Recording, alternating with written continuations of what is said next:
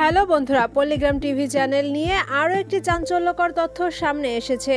দেখা যাচ্ছে শফিকের পর এবার ইয়াসিনও পল্লিগ্রাম টিভি চ্যানেলের হয়ে কাজ করছে না। নেটিজেনরা মনে করছেন ইয়াসিনকে হয়তো বাদ দিয়ে দেওয়া হয়েছে, আবার কেউ কেউ মনে করছেন ইয়াসিন হয়তো নিজেই সরে এসেছেন শফিকের মতো।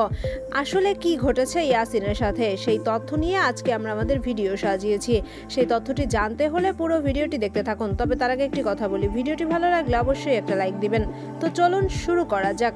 পল্লিগ্রাম টিভি চ্যানেলের জনপ্রিয় একজন অভিনেতা ইয়াসিন, সম্প্রতি তাকে পল্লিগ্রাম টিভি চ্যানেলে দেখা যাচ্ছে না। আর এ ব্যাপারে একটি মন্তব্য বা তথ্য সামনে এসেছে, যে তথ্যটি পাওয়া গেছে সাবেক জনপ্রিয় অভিনেতা শফিকের কাছ থেকে।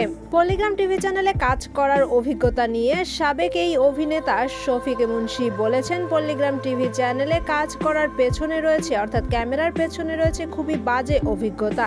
কারণ অভিনয় করতে গেলে কিছুটা ভুল হতেই পারে, সেটা সংশোধন করে দেওয়াই ডিরেক্টরদের কাজ। কিন্তু তারা সংশোধনের নামে অভিনেতা অভিনেত্রীদের ওপর করে শারীরিক এবং মানসিক বিভিন্ন অত্যাচার, যেটা সহ্য করা অনেক সময় কষ্টকর হয়ে ওঠে।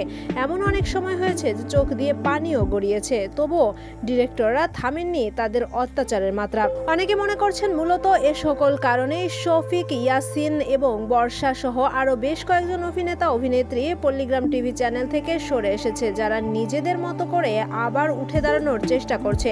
শফিক বলছিল, আমার ইয়াসিনের সাথে কথা হয়েছে, আমাদের আবার নতুন করে নিজেদের থেকে কিছু করা উচিত, যেখানে থাকবে না কোনো অত্যাচার, ভুল হলে থাকবে না কোনো শাস্তি। তো বন্ধুরা, নেটিজেনরা মনে করছেন ইয়াসিনেরও পল্লিগ্রাম টিভি চ্যানেল থেকে সরে আসার পেছনে এই ছিল আসল কারণ।